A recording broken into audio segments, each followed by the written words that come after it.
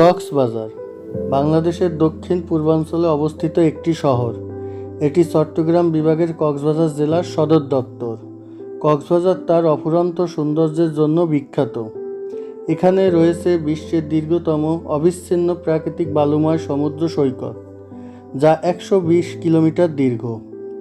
বালিয়াড়ি সৈকত সংলগ্ন শামুক, ঝিনুক, নানা প্রজাতির প্রবাল সমৃদ্ধ বিপণী বিতান, অত্যাধুনিক হোটেল, মোটেল, কটেজ, নিত্য নতুন সাজে সজ্জিত বার্মিস মার্কেট সমূহ পর্যটকদের বিচরণে কক্সবাজার শহর পর্যটন মৌসুমে প্রাণ চাঞ্চল্য থাকে। আজকে আমাদের কক্সবাজারের দ্বিতীয় দিন, আর এখন আমরা নাস্তা করতে চলে এসেছি। তোমাদের ভাইয়া আছে, এখন নাস্তা অর্ডার দিয়ে দিয়েছি। এখন নাস্তা আমাদের সামনে চলে আসবে। নাস্তা করে আজকে আমরা কক্সবাজারের 3টি স্পটে যাব। আমাদের অটো রিজার্ভ করা, আমরা অটো কয় টাকায় রিজার্ভ করছি, কীভাবে তো এই রিসোর্টগুলো আপনারা যাবেন, কীভাবে স্পটে যাবেন, সবগুলো এই ভিডিওতে আমরা আপনাদের জানাবো। তো এই ভিডিওতে দেখতে থাকুন, সবগুলো আপনারা জানতে পারবেন। হ্যাঁ, অবশ্যই। তো এখন আমরা খাওয়া দাওয়া শুরু করবো, আর খাওয়ার সময় আমাদের সাথে দেখা হচ্ছে। আমাদের সকালের নাস্তাতে ছিল একটা তন্দুরি রুটি এবং একটা ডিম পোস্ট। হালকা করেই নাস্তা নিয়েছি, কারণ যাত্রাপথে বেশি যাত্রা করলে সমস্যা হতে পারে। আমরা আমাদের যাত্রা শুরু করলাম। আমরা একটি অটো রিজার্ভ করছি সে আমাদের হোটেলের সামনে থেকে। আর একটা কথা, আপনারা যখন অটো রিজার্ভ করবেন অবশ্যই 8-10টা অটো দেখে তারপরে আপনাদের বার্গেনিং করে তারপর আপনারা একটু অটো রিজার্ভ করবেন, কারণ এখানে এক একটা অটো এক এক ধরনের দাম চাবে। তা আপনারা যাচাই বাছাই করে একটু অটো নির্ধারণ করবেন, যে যার মতো দাম চাবে, কারোর সাথে কারো দামে আপনি দেখবেন মিলবে না। তাই এখানে সিন্ডিকেটের অভাব নেই, সেই হিসাবটি করে আপনারা অবশ্যই এখানে অটো রিজার্ভ করবেন। আমরা অটো রিজার্ভ করছি এই কারণে, কারণ এই রোদের মাঝে আমরা চাঁদের গাড়িতেও জেলে যেতে পারতাম, কিন্তু চাঁদের গাড়ি একটি রিজার্ভ দিতে গেলে 3-4 টাকা দেবে, সেটা তারা আমাদের পক্ষে সম্ভব না। আর ওই চাঁদের গাড়ি যদি ফুল ভরা পর্যন্ত আমরা ওয়েট করে আমাদের সময়ের সাথেও মিলবে না। তাই আমরা অটো রিজার্ভ করছি রোদের মধ্যে। এক রোদ থেকেও আমরা ভালো থাকবো আর রিল্যাক্সে ঘুরতে পারবো, কারণ যেহেতু আমরা কাপলের একটা সেফটির বিষয় আছে, সেজন্য আমরা রিল্যাক্সে করার জন্য অটো রিজার্ভ করছি। আপনারাও অ্যাভেলেবেল অটো পাবেন, তাই আপনারা যাচাই বাছাই করে এখানে অটো রিজার্ভ করবেন। তো আপনারা আমাদের সাথে থাকুন, চলেন আমরা কোন কোন স্পট ঘুরি, জায়গাগুলো কেমন, চলেন একসাথে দেখি। বিশ্বের দীর্ঘতম সমুদ্র সৈকত ও সেরা পর্যটন নগরী কক্সবাজার। কক্সবাজার টেকনাফ মেরিন ড্রাইভ সড়ক ধরে এগোতে থাকলে পথিমধ্যে দেখা মিলবে নান্দনিক পাটুয়া টেক সমুদ্র সৈকতের। মেরিন ড্রাইভ সড়কের এক পাশে পাথুরে গাঁথা বিশাল সমুদ্র, আর অন্য পাশে বলয় জুড়ে পাহাড়ের বিস্তৃত।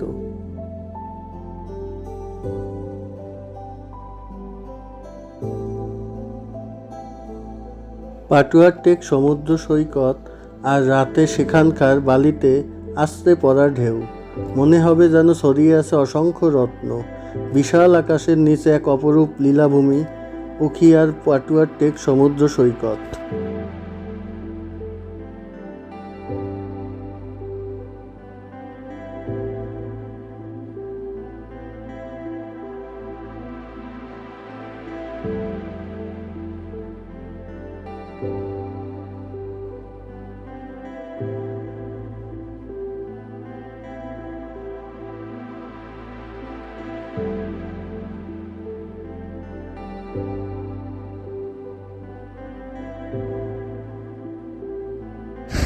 আমরা এইমাত্র এসে পাটুয়া টেকে পৌঁছালাম। দেখেন, আসার সাথে সাথে আনিকাকে ফুল দিয়ে এই করে নিচ্ছে, পরাই দিল।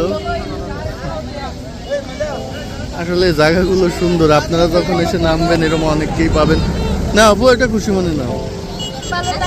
আচ্ছা দাও, একটা ছবি তুলে নিই। আমরা আছি পাটুয়া টেকে, কিন্তু আমি খুবই হতাশ। আমি যখন বাসায় বসে দেখছি অনেক ভিডিওতে অনেকেই বলছে যে না, খুব পাথর আছে এখানে, কালো পাথরে ভর্তি। ভাবছি অনেক মজা হবে, মানে কালো পাথরগুলো দেখবো, ছবি তুলবো, ভিডিও করবো, কিন্তু কিছুই দেখতে পাচ্ছি না। আমি একদম হতাশ। এই যে এই দিকটা দেখা, যে কি অল্প পরিমাণে পাথর, বড় বড় সে পরিমাণে পাথরও দেখতেছি না, মানে খুব ভালো লাগতেছে না। ওর থেকে সাগরই বেস্ট, কালো পাথরের কোনো কিছুই দেখতে পাচ্ছি না। আমি এই ভেবেই হতাশ। পাটুয়া টেক এসে মন ভালো নাই, তাই দেখি গান গেয়ে মনটা একটু ভালো করা যায় কিনা। অবশ্য আমার কণ্ঠটা তেমন ভালো না, তারপরেও গাওয়ার চেষ্টা করছি। না রাস্তা মালুম না তেরে নাম বাতা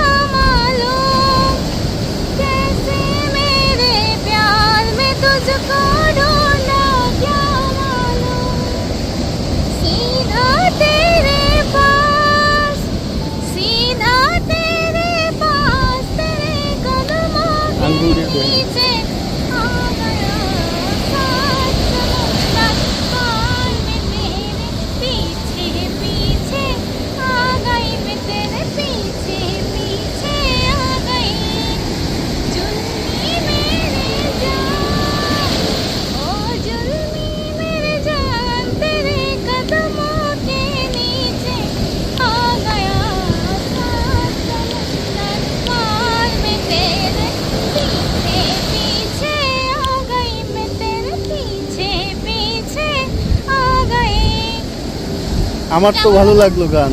এখন জানি না আপনাদের কেমন ভাঙা লাগছে, গলায় গান। আনিকার কণ্ঠ কেমন লাগলো, আপনারা অবশ্যই কমেন্ট বক্সে জানাবেন। আমার ভালো লেগেছে, তা আপনারা অবশ্যই কমেন্ট বক্সে জানাবেন। পাটুয়াটেক ঘোরা শেষ করে এখন আমরা পৌঁছালাম ইনানি বিচ। পাটুয়াটেক থেকে আনুমানিক 3 থেকে 4 কিলোমিটার পরই আপনার হলো ইনানি বিচ। আর কক্সবাজার থেকে ইনানি বিচের দূরত্ব 26 কিলো, আর পাটুয়াটেকের দূরত্ব 28 কিলো। তা চলুন আপনাদের দেখাই ইনানি বিচটা কেমন। আপনারা যখন ইনানি বিচের ভিতরে ঢুকবেন তখন এরকম 2 থেকে দোকান দেখতে পাবেন। অনেকগুলো দোকান এখানে আছে, শামুকের দোকান থেকে শুরু করে চশমা, জামা কাপড়, সব ধরনের দোকানে আপনি এখানে পাবেন। কক্সবাজার থেকে 23 কিলোমিটার দূরে ইনানি সমুদ্র সৈকত অবস্থিত। ভাটার সময় ইনানি সমুদ্র সৈকতে সেন্ট মার্টিনের মতো প্রবাল পাথরের দেখা মিলে। এখানে কক্সবাজারের মতো সাগর এত উত্তাল থাকে না, আর এই শান্ত সাগরই পর্যটকদের আরও বেশি বিমোহিত করে।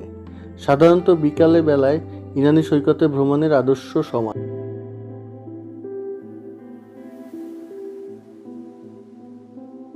বিকেল বেলায় পর্যটক তুলনামূলক কম থাকে, আর সাথে অপূর্ব সূর্যাস্ত দেখার সুযোগ হাতছাড়া করার পরবর্তীতে আপনার আফসোসের কারণ হতে পারে। ভাইয়া ঘোড়া চালাচ্ছে, এই যে আমাদের আপু ঘোড়া চড়ছে, ভাইয়া চালাতেছে, দেখতে পাচ্ছেন। প্রথম ঘোড়া চালাচ্ছি বউকে নিয়ে।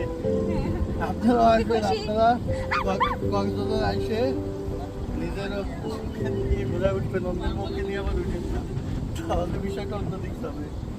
তা আপনারা আসবেন, আসলে কক্সবাজার এসে ঘোরার একটা অনেক মজা। যদি নিয়ে আপনারা নিতে চান, এই ভাইয়ারে দেখবেন। এই ভাইয়া আপনারা ইনানি বিচে আসলেই পাবেন। এই ভাইয়ের ব্যবহারও ভালো এবং এই ভাইয়ের ঘোরাটা অনেক সুন্দর, কারণ অনেক ঘোরা আছে যে আপনার ভারসাম্য রাখতে পারবেন, ওইগুলো আপনারা উঠবেন না। এখন চলুন দেখি আপনারা এই স্পটগুলোতে কিভাবে যাবেন। কক্সবাজার সমুদ্র সৈকত থেকে সবসময় ইনানি সমুদ্র সৈকত যাবার খোলা জিপ পাওয়া যায়। রিজার্ভ গেলে বেশি টাকা লাগে, আলোচনা সাপেক্ষে 1500 থেকে 2000 টাকায় যাওয়া যায়। একটি জিপে 12 থেকে 15 জন সহজেই বসা যায়।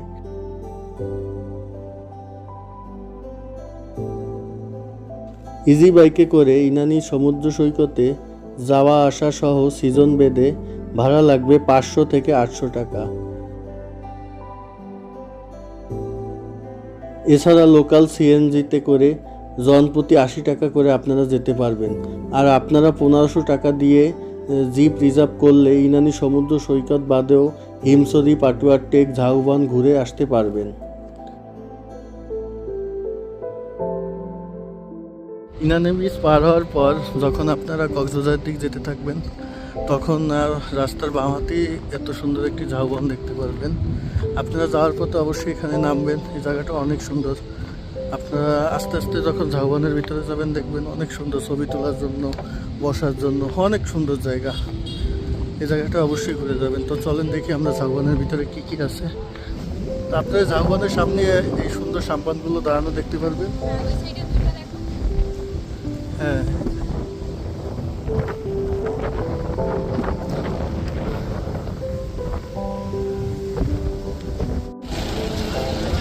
ইনানি বিচ ঘোরা শেষ করে এখন আমরা আছি হিমছড়ি ঝর্ণা ও ইকো ট্যুরিজম কেন্দ্রে। তো চলুন দেখি ভিতরটা কেমন। এর আগে তো আমি এখানে আসিনি, তাই আমি আগে থেকে কিছু বলতে পারবো না ভিতরটা কেমন। ফার্স্টে এখানে ঢুকলে আপনারা অনেক ধরনের দোকানপাট দেখতে পাবেন।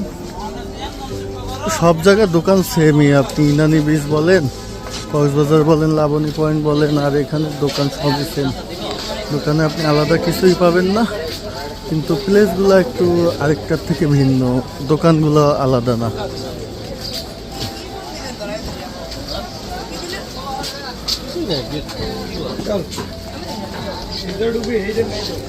এখান থেকে ঢুকতে হলে অবশ্যই টিকিট নিতে হবে।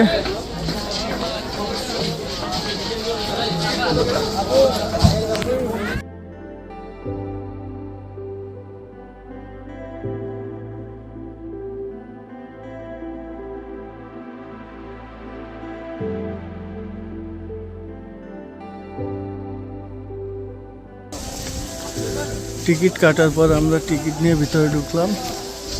টিকিটের এক একজনের খরচ পড়েছে 40 টাকা, 2 জনের 80 টাকা। এটা অনেক বেশি, এই যে প্লেস হিসাবে 20 টাকা নেওয়া উচিত ছিল। এই যে আপনারা সামনে দেখতে পাচ্ছেন হিমছড়ি ঝর্ণা। কক্সবাজার গিয়েছেন কিন্তু হিমছড়ির নাম শোনেননি এমন লোক খুঁজে পাওয়া মুশকিল। কক্সবাজার থেকে 12 কিলোমিটার দূরে পাহাড়ের কোলে হিমছড়ি অবস্থিত।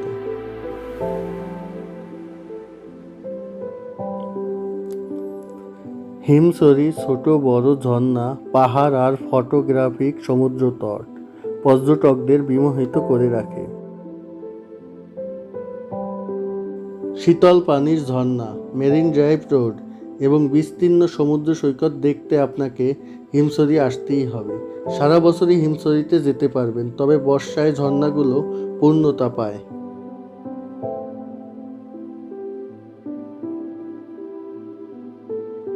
হিমছড়ি ঝর্ণা দেখার পর তার পাশে একটি সুন্দর সিঁড়ি দিয়ে আপনারা পাহাড়ে পরে উঠতে পারবেন।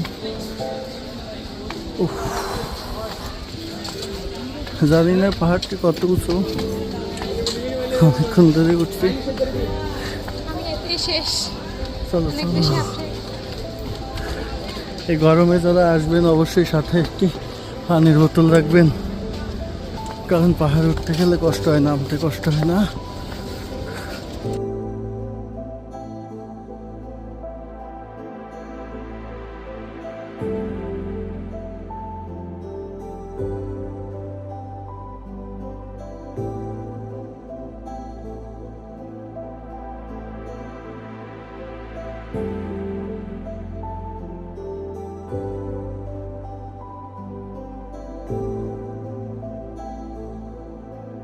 এই পাহাড়টিতে আগে কে কে আসছেন অবশ্যই কমেন্ট বক্সে জানাবেন। জানাবেন।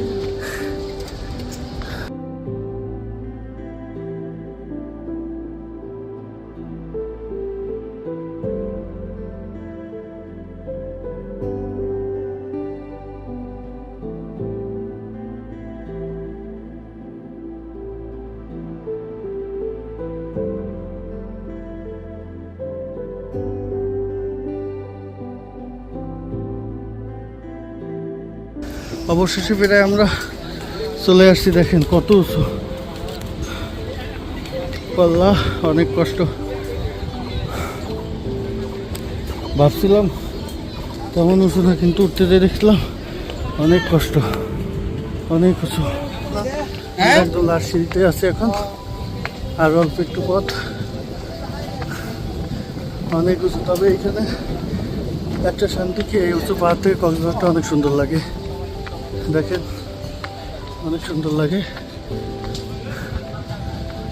আর উঁচু জায়গায় এমনি বাতাস দিচ্ছে, তা আপনি যখন এর উপরে আসবেন প্রচুর বাতাস পাবেন।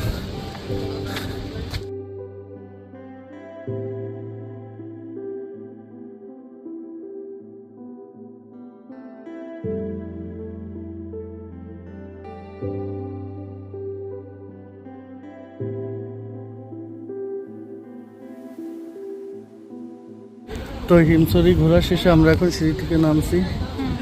তানিকা, তোমার উঠতে কত কষ্ট হয়েছে বলো? অনেক বেশি কষ্ট হয়েছে, কিন্তু ওঠার পরে যখন সাগর দেখছি, এখান থেকে অনেক সুন্দর করে সাগরটা দেখা যায়। হ্যাঁ, মানে এটা উপরের সত্যি। থেকে ভিউটা যে এত সুন্দর লাগে, মানে না আসলে আপনারা বুঝবেনই না। তো আজকে কক্সবাজারের দ্বিতীয় দিনের ভিডিও আমরা এখানেই শেষ করলাম। যদি আমাদের ভিডিও ভালো লাগে আপনারা অবশ্যই আমাদের চ্যানেলকে কী করবে, সাবস্ক্রাইব করবেন। আর বেশি বেশি লাইক কমেন্ট শেয়ার করবেন। তো আজকের মতো আল্লাহ হাফেজ।